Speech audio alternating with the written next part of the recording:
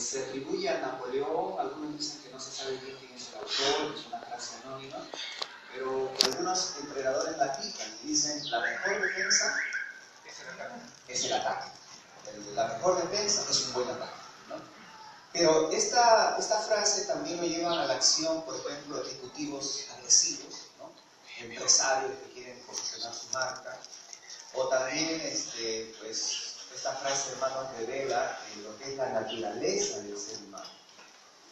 ¿Cuál es la naturaleza del ser humano? Cuando el ser humano se siente atacado, cuando se siente agredido, se siente atacado, ¿qué hace? No solamente se defiende, sino que contraataca, ¿no? Y en ese sentido, esta frase, hermanos, es una frase que refleja la naturaleza de todos nosotros. Pensamos que la mejor defensa ante un ataque es que yo contraataque, ¿no? Inclusive, hermanos, en eso de la mejor defensa es un buen ataque, entra que ver la estrategia y entra a tallar también las emboscadas, ¿no? O sea, mantener las cosas en secreto hasta el momento indicado en que yo pueda dar el zarpazo contra la persona que me está atacando. Ahora, en el campo espiritual, hermanos, es lamentable que cuando nosotros somos confrontados por Dios, cuando alguien usando la palabra de Dios nos muestra nuestro pecado, nuestras fallas, nuestras deficiencias, muchas veces nosotros tomamos esa confrontación, tomamos esa ayuda, esa exhortación, lo tomamos como un ataque. Entonces, en ese momento, ¿qué hacemos? Cuando alguien me está hablando, me está corrigiendo, me está explicando algunas verdades de la palabra de Dios que yo no estoy haciendo bien, ¿cuál es mi reacción en ese momento? Muchas veces el ataque, ¿no? ¿Y tú qué me hablas? Si tú también sacamos una lista, ¿no? ¿O por qué te fijas en la pajita que yo tengo en mi ojo y no te das cuenta de qué? De la viga que tú tienes en el ojo, ¿no? Entonces, el error, hermanos, en este tipo de acciones es que nos olvidamos que Dios nunca nos ataca. O sea, cuando Dios nos habla no es para atacarnos. Dios siempre nos habla ¿para qué? Para ayudarnos, ¿no? Si no somos salvos, pues Dios nos va a hablar para llevarnos a la salvación. ¿Ese es un ataque? No. Y si ya somos salvos, Dios nos va a hablar para llevarnos el carácter del Señor Jesús. ¿Eso es un ataque? No.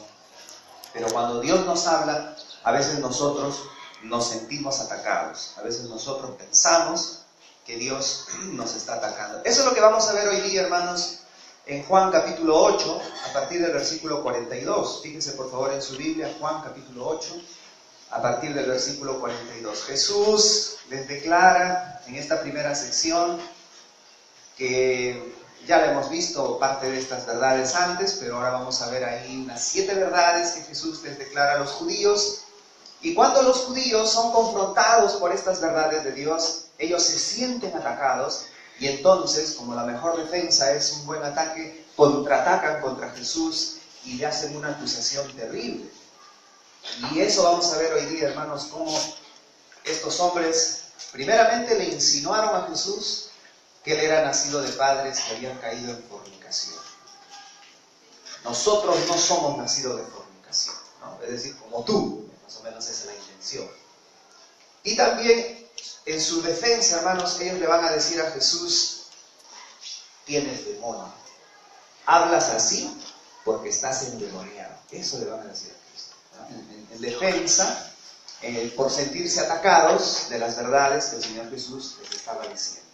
Así que de eso vamos a ver hoy día a partir de Juan capítulo 8, versículo 42. Pero mientras estamos buscando este texto, recordemos, hermanos, no nos sintamos atacados cuando Dios pone delante de nosotros su palabra como un espejo para que nosotros veamos nuestras faltas y pecados. No nos sintamos atacados, ¿sí, hermanos?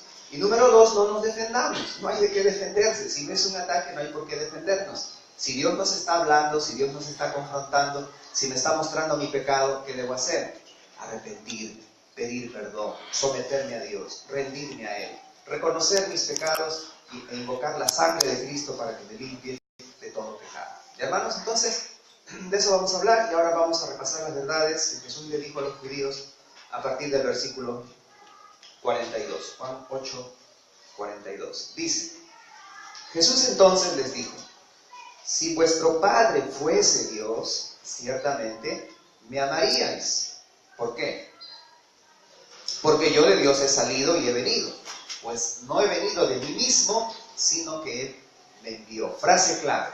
Si vuestro Padre fuese Dios, ¿qué? Me amaríais. ¿Con eso qué les está diciendo? Que no son hijos de Dios. ¿Cuál es la evidencia de que no son hijos de Dios? No le amaban a Jesús. Esa es la primera verdad que les dice. Verso 43. Segunda verdad, verso 43. ¿Por qué no entendéis mi lenguaje? Y miren la afirmación. Porque vosotros no podéis escuchar mi palabra. Esa es la segunda verdad. Ellos no podían escuchar la palabra de Jesús. Luego vamos a explicar un poquito más esto en cuanto a poder y querer. Pero Jesús les dice esto, ustedes no pueden escuchar mi palabra. Verso 44. ¿Cuál es la siguiente afirmación de Jesús a los judíos? Ustedes son hijos de ¿quién? Hijos de Satanás, hijos del diablo. ¡Wow! Tremendo, ¿no? Por eso se picaron, hermanos, porque esta es una declaración bien fuerte. Primero les digo, ustedes no son hijos de Dios, evidencia, no me aman. Segundo, ustedes no pueden escuchar la palabra de Dios. Tercero, ustedes son hijos del diablo. Verso 44, ¿qué más les dicen? Vosotros sois de vuestro padre el diablo, y los deseos de vuestro padre queréis hacer. Esa es otra afirmación. Ustedes lo único en que piensan es en hacer las obras de Satanás.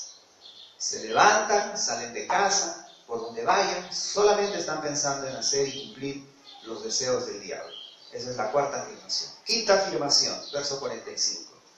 Y a mí, porque digo la verdad, no me creen, ¿no?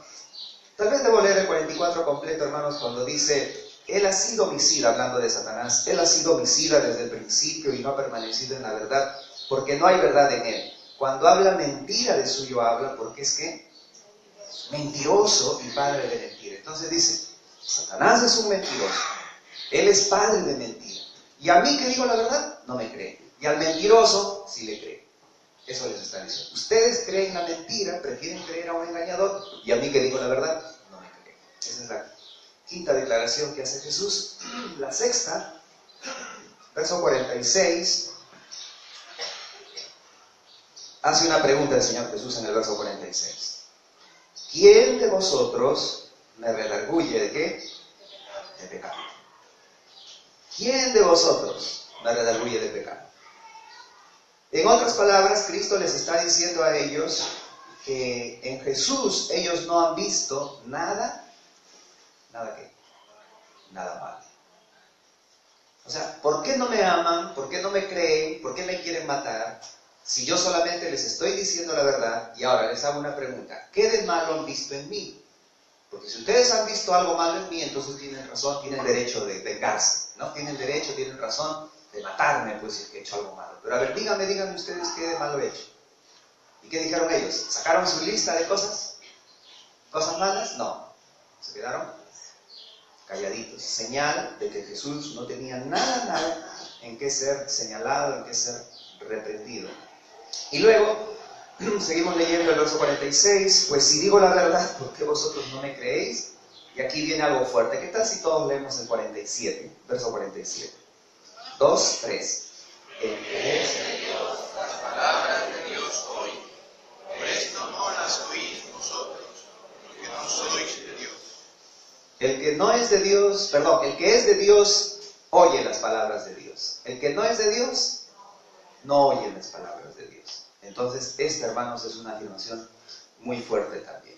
Ahora, Cristo ha dicho estas 7 verdades a los judíos, pero antes de pasar a ver cómo reaccionaron ellos, en lugar de arrepentirse, cómo contraatacaron, vamos a meditar en nosotros mismos, porque si estas declaraciones están en la Biblia, no son solamente para los judíos, son para que nosotros también nos analicemos, ¿ya? Entonces, ante la primera declaración, cuando Cristo les dice, si ustedes fueran hijos de Dios, me amaría, la pregunta que todos debemos hacernos esta mañana es, ¿amo yo a Jesús? Yo digo que soy hijo de Dios, yo digo que he puesto mi fe en Cristo, ¿le amo o no le amo? Esa es la primera pregunta que debemos respondernos. Hay una investigadora de la Universidad de Londres, Anna Fry, es una matemática, que después de hacer una investigación a nivel social con muchísima gente, ha llegado a la conclusión que el verdadero amor recién se conoce después de los 27 años. El verdadero amor recién se conoce después de los 27 años. Todo lo que ocurre antes de esa edad es solamente una preparación para por fin conocer a los 27 años el amor verdadero. ¿Qué opina usted? ¿Verdadero o falso? Alguien dice sí porque yo me casé a los 27, ¿no? Ahí está, muy bien. Hermanos, pero bueno, eso es lo que dice esta mujer, esta matemática con su investigación. Pero yo les pregunto a ustedes, ¿a qué edad podemos amar de verdad a Jesús? ¿Cuál es la edad en que podemos decir, de verdad, ahora sí yo amo a Jesús? ¿A qué edad? ¿A los 27? ¿A los 80? ¿A qué edad? A cualquier edad. Claro, no hay edad específica. A la edad que usted tiene, usted puede amar a Jesús verdaderamente. Entonces la pregunta es, ¿realmente amo yo a Jesús? No puedo excusarme, soy muy pequeño, ¿no? Como en ese folleto, demasiado joven, demasiado niño, demasiado ocupado, demasiado entretenido, demasiado, hasta que después muere, demasiado tarde. No. No puedo pensar más adelante, no. Ahora, la pregunta es, ¿ahora yo amo a Cristo? Hay una historia real, hermanos, muy interesante. El 18 de mayo de 2017 salió a la luz que la nieta del emperador Akihito, el emperador Akihito es el emperador de Japón, su nieta, llamada Mako Akihito, se enamoró hace 5 años en la Universidad Internacional Cristiana de Tokio de un plebeyo, ¿ya? De un estudiante, de un universitario que no tenía ningún título nobiliario, no era un noble, pero se enamoraron. Después de 5 años han llegado a la decisión de casarse, pero según las leyes de Japón, no es como en otras monarquías europeas, según las leyes de Japón, no es que cuando una persona de la nobleza se casa con un plebeyo, el plebeyo sube de categoría, no. Si el de la nobleza se casa con el plebeyo, el de la nobleza pierde todos sus beneficios, todos sus privilegios, su título de la realeza, todo abajo, vuelve paja al llano, ¿no? Pero esta señorita, la nieta del emperador Akihito, excelente, gracias, esta señorita ha decidido, por casarse con este varón llamado Kei Komuro, renunciar a todos sus privilegios, a lo cual sus padres también están de acuerdo. Ahora, ¿por qué ella renuncia a todos sus privilegios como princesa japonesa? Por amor, ¿no? Y entonces la pregunta para mí es, ¿qué estoy dispuesto yo a dejar por amor a Cristo? Esa es la prueba de que yo realmente amo a Cristo. Porque de repente hay algo que estoy amando más que a Cristo y no lo quiero dejar. Algún placer, algún privilegio, algún vicio, alguna situación pecaminosa. O sea, hay jóvenes, hay personas adultas que no quieren entregarse a Cristo porque consideran que hay otra cosa que es de más valor en su vida. Pero también hay cristianos, ¿no? Que ya nos hemos entregado a Cristo y hemos recibido a Cristo como nuestro Salvador, pero aún así no le amamos porque hay otras cosas que amamos más que a Jesús y no estamos dispuestos a renunciar. Cristo dice, si ustedes son hijos de Dios, si ustedes fueran de Dios, me amarían.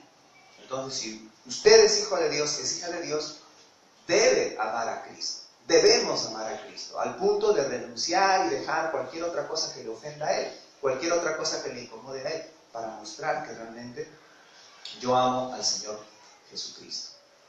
Bien, ahora, en segundo lugar, Cristo dijo que ellos no podían escuchar su palabra. Yo le pregunto, ¿puede usted escuchar las palabras de Dios? ¿Puede usted escuchar la palabra de Cristo? Usted dice, sí, yo puedo. Bueno, en el fondo, hermanos, el asunto no es si uno puede o no puede, el asunto es si uno quiere o no quiere escuchar la palabra de Dios. Justamente el día lunes o martes, creo, no me acuerdo, uno de estos días, publicamos en la página de la Iglesia Betel un devocional donde dice, esta es la voluntad de Dios, que todo aquel que vea al Hijo y cree en Él tenga vida eterna. Entonces un pastor me preguntó, pero lo que pasa es que algunos no lo ven, ¿no? Lo que pasa es que una persona que está en pecado no lo puede ver, ¿o cómo es eso? Me pregunta.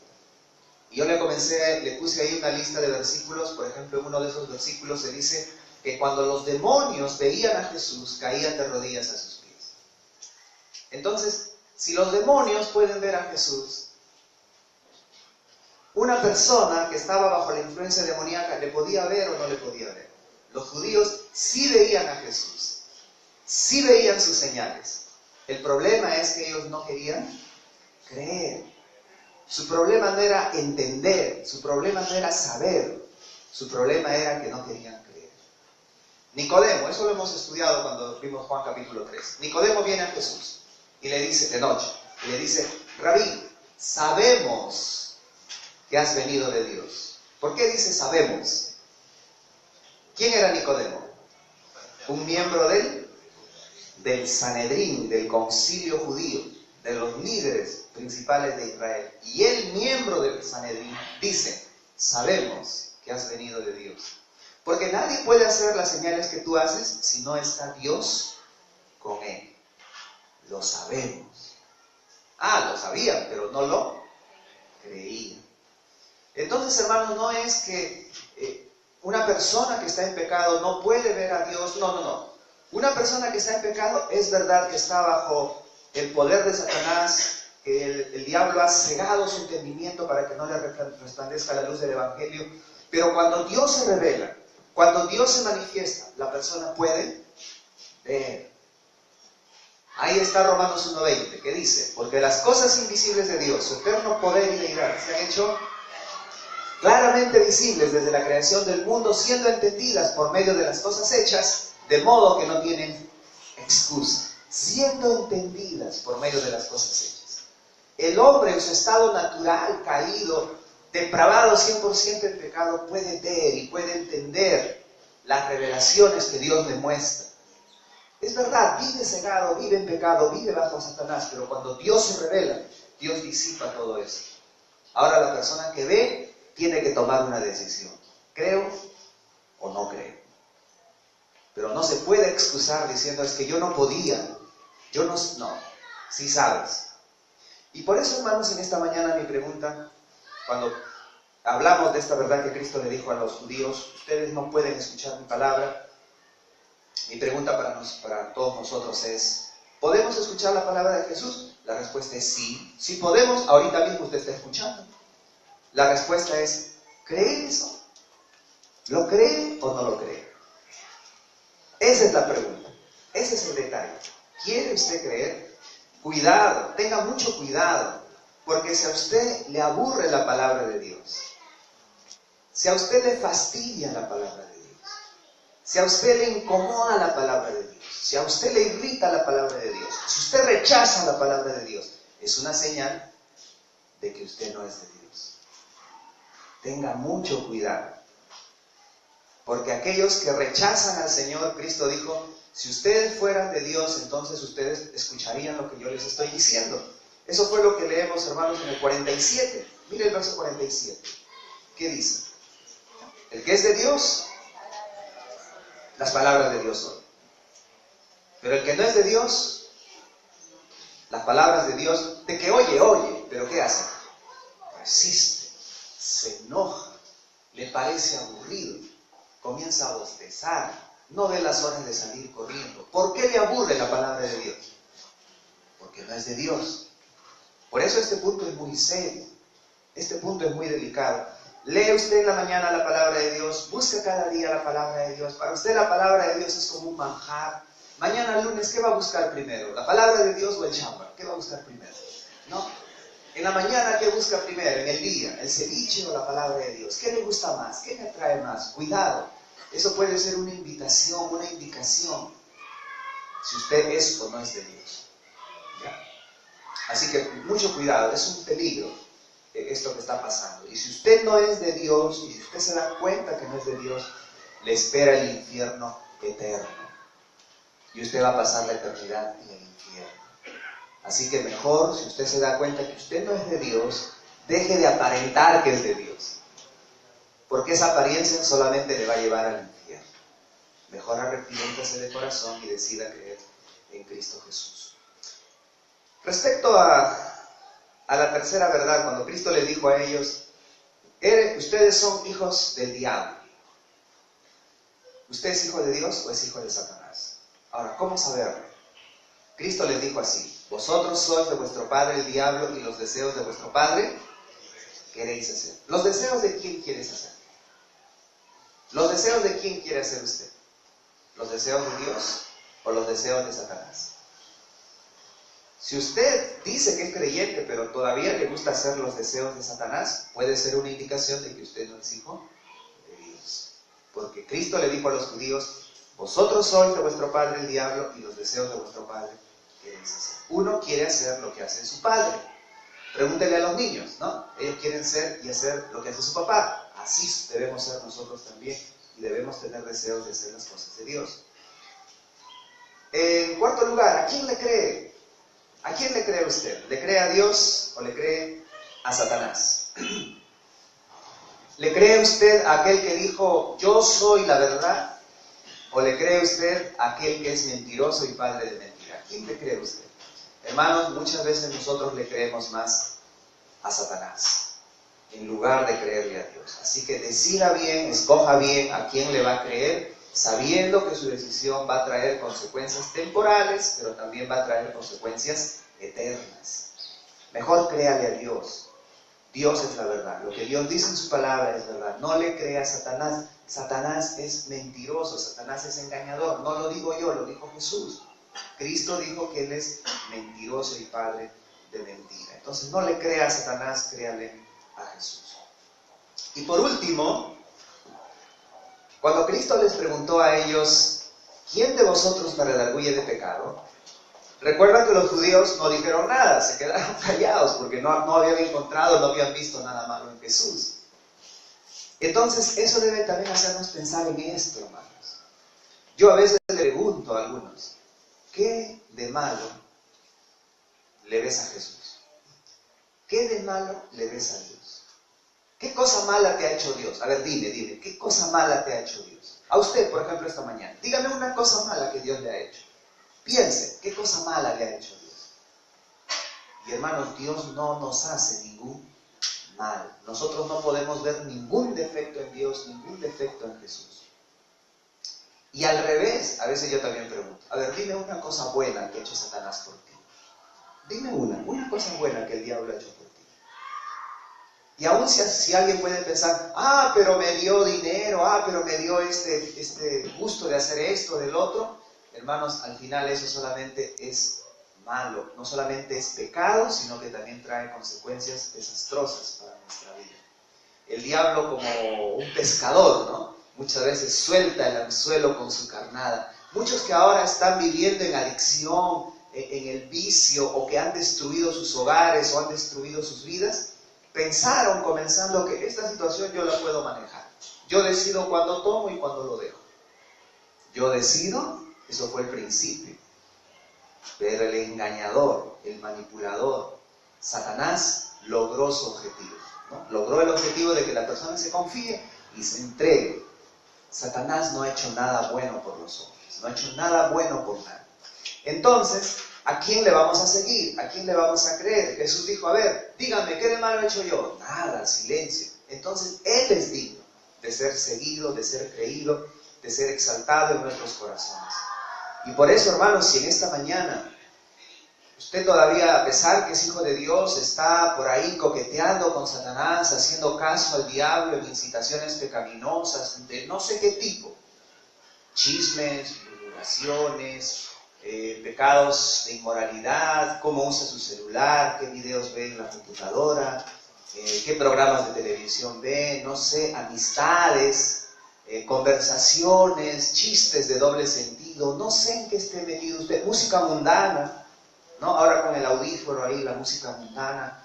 Si usted, siendo hijo de Dios, todavía está coqueteando con Satanás, recuerde, no hay ninguna razón para hacer eso, porque Dios, Jesús, no tiene nada de malo. Hay que seguir a Jesús en lugar de seguir a Satanás. Hermanos, ahora vamos al verso 48, porque hasta aquí son las 7 verdades que el diablo las 7 verdades que los judíos han escuchado, y en respuesta de eso ellos quieren contraatacar. Mire por favor versículo 48. Vamos a pedirles a ustedes que lo lean juntos, ¿sí? Verso 48, 8:48, listos. 2, 3. No decimos bien nosotros que tú eres samaritano y que tienes demonio. Hermanos, es una pena, ¿no?, que los judíos, en lugar de comenzar a analizar, a ver, ¿soy o no soy hijo de Dios? ¿Por qué estoy queriendo hacer los deseos de Satanás? ¿Por qué le creo a Satanás en lugar de creerle a Jesús? ¿Por qué si Jesús no ha hecho nada de malo? En vez de estar pensando en eso, ellos humanamente reaccionan y piensan, la mejor defensa, ¿qué cosa es? El ataque. Entonces atacan a Jesús, ¿y qué le dicen? ¿Qué le dicen en ese versículo 48? Que él tiene demonios. Hermanos, esa es una táctica satánica. ¿Cuál? La táctica de Satanás es acusar a Dios de lo que él mismo es. ¿Se acuerda en Génesis 3:4? Cuando él está tentando a Eva. Y Eva le había dicho, no, Dios ha dicho que no comamos de este árbol porque si lo comemos vamos a morir. ¿Qué dijo Satanás? No moriréis. Al decirle no moriréis, no solamente le está diciendo una mentira, que no va a morir cuando sí va a morir, sino que también, hermanos, le está diciendo otra mentira, y esa mentira es, Dios te ha mentido, Dios te ha engañado, porque Dios ha dicho que vas a morir, cuando de verdad, no vas a morir. Entonces le está diciendo que Dios es mentiroso. O sea, esa es, hermanos, una táctica satánica. Se me vino a la mente esta palabra que le dijo Johnny Lescano a un congresista, cara dura. ¿No? Eso es, hermanos. ¿Por qué? Porque el mentiroso le dice a Dios que ¿qué? Que Dios es mentiroso. O sea, el mentiroso llama a Dios mentiroso. Es como también, hermanos, en el versículo 5, en Génesis 3:5, cuando le dice, no, sino que Dios sabe que el día que tú comas de este árbol, tú vas a ser mejor, vas a ser como Dios, vas a saber el bien y el mal. Ahora, en otras palabras, le estaba diciendo, si tú comes, ¿vas a ser mejor o vas a ser peor? Le está diciendo que va a ser mejor. Ahí comunica otra mentira. ¿Cuál mentira? Dios es un Dios malo que te prohíbe cosas buenas. Dios no quiere tu progreso, Dios no quiere tu superación, Dios es un Dios que te prohíbe aquellas cosas que te van a llevar a ti a una realización como ser humano. Dios es malo. Ahora, ¿quién es el malo? ¿Dios o Satanás? Satanás. Él es el maligno, así le llama la Escritura. Pero el maligno le llama a Dios malo. El maligno le dice a Dios malo. O sea, es una táctica satánica, hermanos, decirle a alguien lo que uno mismo es. En este caso, Cristo les ha dicho a ellos que ellos son de vuestro padre, como les dijo en el 44, vosotros sois de vuestro padre el diablo, porque están haciendo la voluntad del diablo, porque están bajo la influencia del diablo. Y ellos, los que están bajo la influencia satánica, le dicen a Jesús, tú tienes, ¿qué? Demonio. Tú estás endemoniado. Por eso, hermanos, decía ese pensamiento al principio, ¿no? Muchos todavía creen que la mejor defensa es el ataque. Y cuando Dios les habla, cuando Dios les confronta, en lugar de reconocer su pecado y arrepentirse, más bien se sienten atacados y comienzan a contraatacar, como estos hombres que comienzan a decirle a Jesús, tú eres el que tienes demonio. Un empresario francés le está haciendo un juicio por 45 millones de euros a Uber. Algunos de repente, hermanos, han escuchado de Uber. Uber es una empresa que coordina el servicio de taxis por internet. No, usted puede en su celular, aquí en Trujillo no hay todavía, ¿no? Hay otras aplicaciones de taxis. ¿Cómo se llama, hermano Carlos? Easy Taxi, ¿no? Y otras así que están aquí en Trujillo. Pero a nivel mundial, hermanos, en muchas ciudades, en Lima también existe Uber. Entonces uno a través del celular pide un servicio y viene el taxista, etcétera. Puedes pagar en efectivo, con tarjeta de crédito, como quieras. Resulta que este hombre, este empresario francés, le está haciendo un juicio a Uber por 45 millones de euros porque él utilizó el teléfono de su esposa para solicitar un servicio, solicitó el servicio, se lo devolvió a su esposa, pero luego el teléfono de ella siguió registrando todos los demás movimientos que él hizo por unos días. Y cuando la esposa miró todos esos movimientos, comenzó a sospechar que su esposo le era infiel. Y cuando comenzó a sospechar que su esposo le era infiel, entonces le solicitó el divorcio. Ahora este hombre dice, por culpa de Uber, mi esposa se quiere divorciar de mí. Yo le pregunto a usted, ¿quién tiene la culpa? ¿Él o la empresa que reveló sus movimientos? Pero así es el ser humano, ¿no? Él tiene la culpa y ¿qué hace? Le echa la culpa a todo el mundo. Juicio, ¿no? A la empresa. Y nosotros, hermanos, a veces también somos así. El 15 de junio de este año, hermanos, en Caraballo, no sé si usted ha visto esta noticia por la televisión, en Caraballo más de 40 delincuentes, algunos con uniforme de verde olivo como policías y otros con chalecos policiales, cerraron una calle entera en una zona de Caraballo y luego en las casas que ellos ya habían señalado, entraron así rompiendo las chapas, rompiendo las puertas, haciéndose pasar como policías que estaban haciendo un operativo contra narcotraficantes. A los dueños de esas casas los sacaron enmarrocados, los pusieron en media calle y ellos a sus anchas, hermanos, entraron a las casas, desvalijaron joyas, dinero, bienes. Fue un robo terrible, ¿no? Así descaradamente. Pero la razón por la que yo lo menciono, hermanos, es que los delincuentes decían que los vecinos eran delincuentes.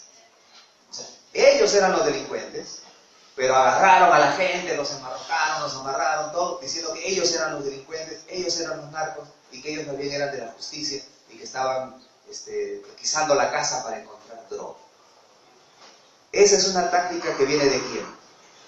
Es una táctica satánica. Y por eso en este caso, hermanos, los judíos que estaban bajo la influencia de Satanás, le dicen a Jesús, tú tienes demonio. Tú tienes demonio, estás endemoniado, por eso hablas así. Versículo 49 hasta el 51, la respuesta de Jesús. 49. Respondió Jesús, yo no tengo demonio, antes honro a mi Padre, y vosotros me deshonráis. Pero yo no busco mi gloria, o sea, no me preocupo si me deshonras. Yo no busco mi gloria. Hay quien la busca y juzga. ¿Quién? El Padre. Verso 51. De cierto os digo, que el que guarda mi palabra nunca verá muerte. Entonces Cristo dice, no, yo no tengo demonio, yo no deshonro a Dios, más bien ustedes me están deshonrando a mí, pero no hay problema porque yo no busco mi gloria, hay quien la busca, ese es Dios. Yo no me preocupo. Entonces los judíos en el verso 52, cuando escuchan esa última frase de Jesús que dijo, el que guarda mi palabra nunca sufrirá muerte, allí ellos se agarran. Miren el verso 53, dicen, ¿eres tú acaso mayor que nuestro padre Abraham, el cual murió? ¿Y los profetas qué pasó? Murieron. ¿Quién te haces a ti mismo? ¿Quién te haces a ti mismo? Ellos se basan en eso, dicen, ya ves, tú te crees superior a Abraham, te crees superior a los profetas. Abraham murió, nuestro padre fundador de la raza judía murió, todos los profetas murieron, y tú dices, el que cree en mí nunca verá muerte. ¿Quién te haces a ti mismo?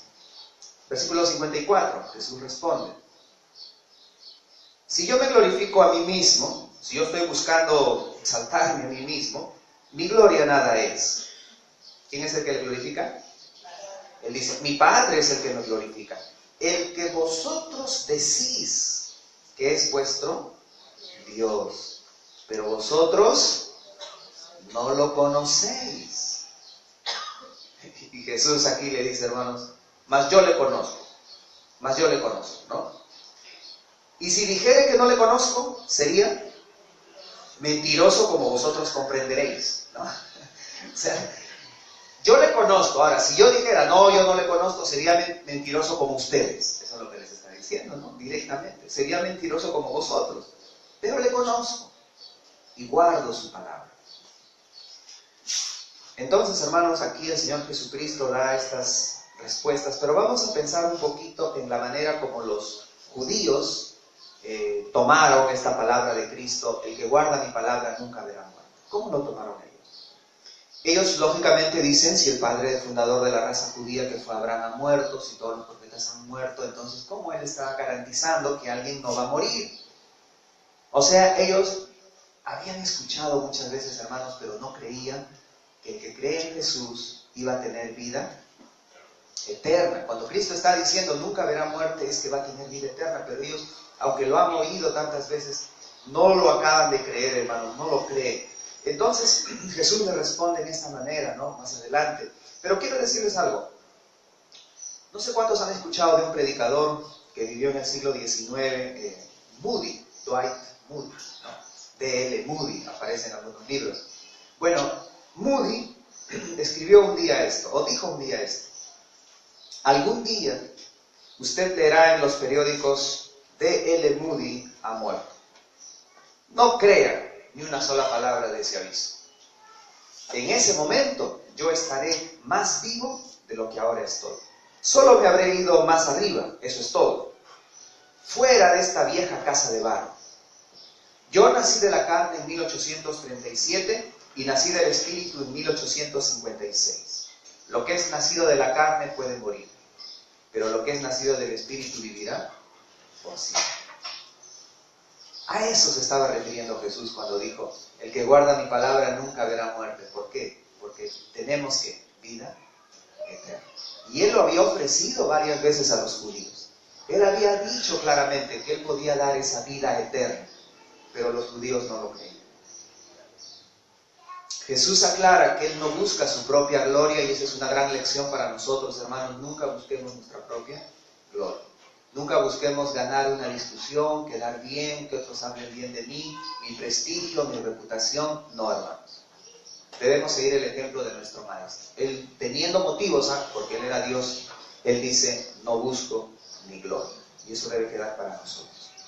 En segundo lugar, también debe llamarnos a la reflexión, hermanos, que Cristo les dijo a ellos que su Padre buscaba la gloria, y dice: el que vosotros decís que es vuestro Padre. Mucho cuidado.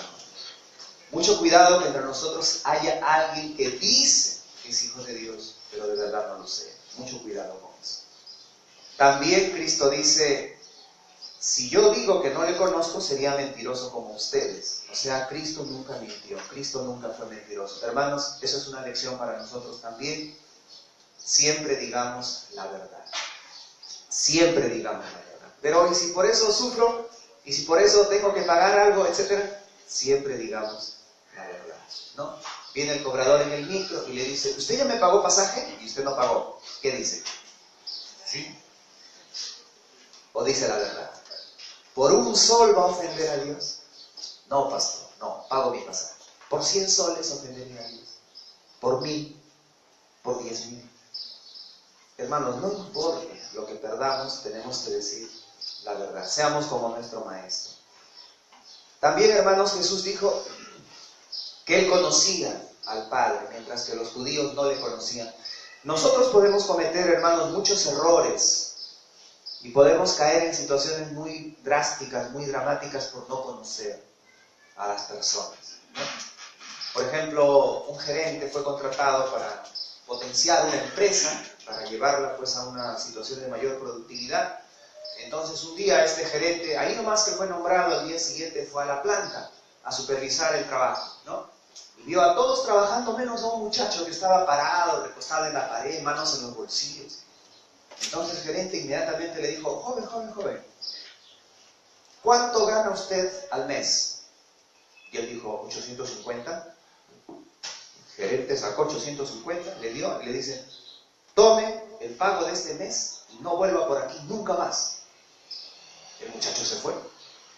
Así que todo orgulloso el gerente pregunta a un operario: ¿y ese joven en qué trabajaba? Ah, él vino a traer una pizza.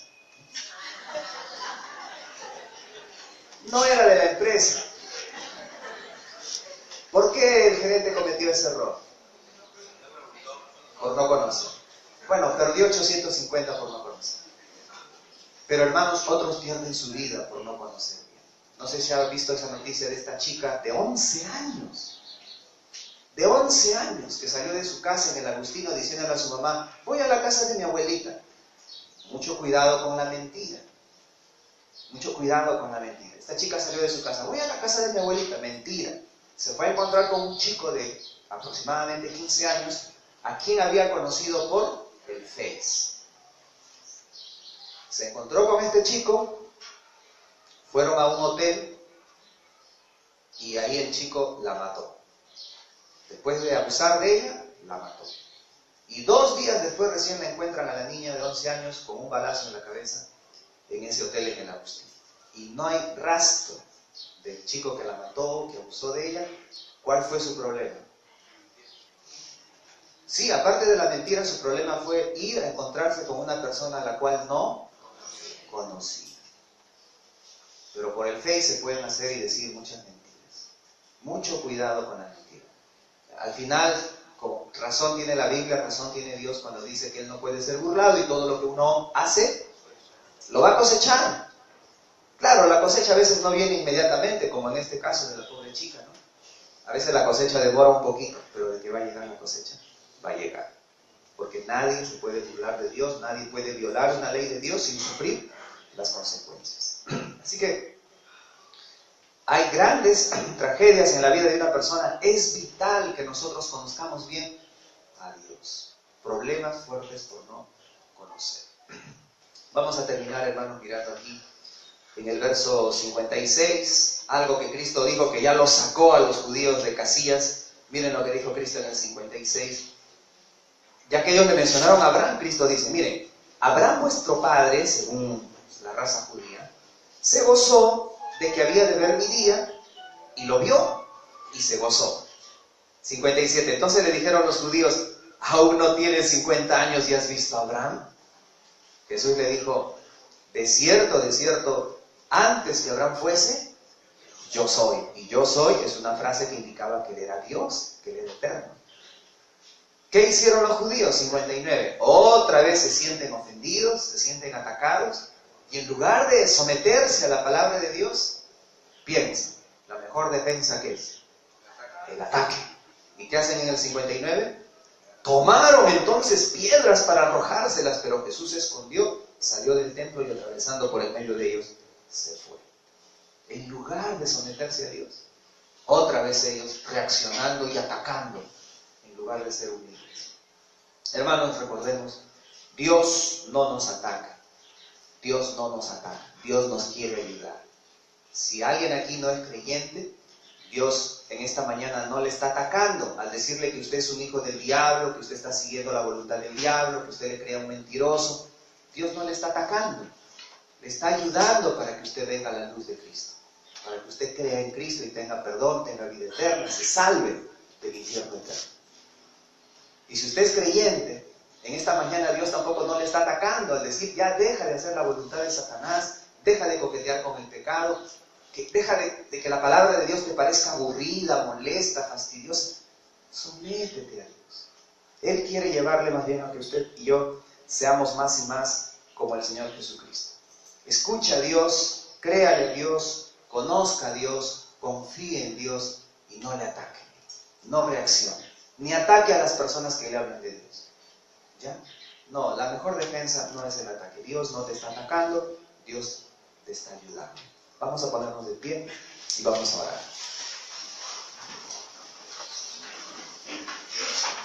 Amado Padre Celestial, es verdad que nuestra naturaleza es siempre reaccionar, atacar a la persona que nos quiere ayudar. Y a veces, Padre, eso nos lleva incluso a atacarte a ti. Aquí vemos a los judíos atacando a Jesús, primero insinuando que él había nacido de padres fornicarios, luego diciéndole que tenía demonio y después, Señor, ya físicamente querían lanzarle piedras. Padre, nosotros también podemos hacer eso. Cuando tú dices algo que no nos gusta, cuando nos tocas en la llaga, cuando muestras nuestra herida, nuestro pecado, queremos reaccionar contra ti.